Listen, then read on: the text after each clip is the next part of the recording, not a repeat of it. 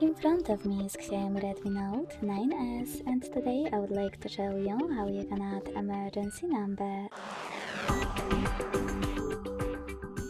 Begin by going into settings and scrolling down to access safety and emergency.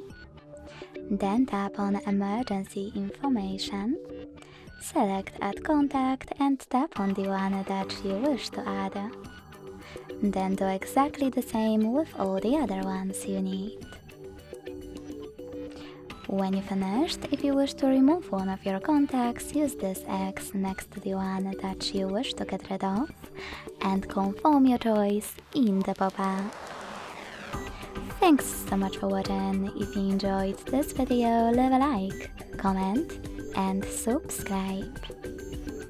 Bye!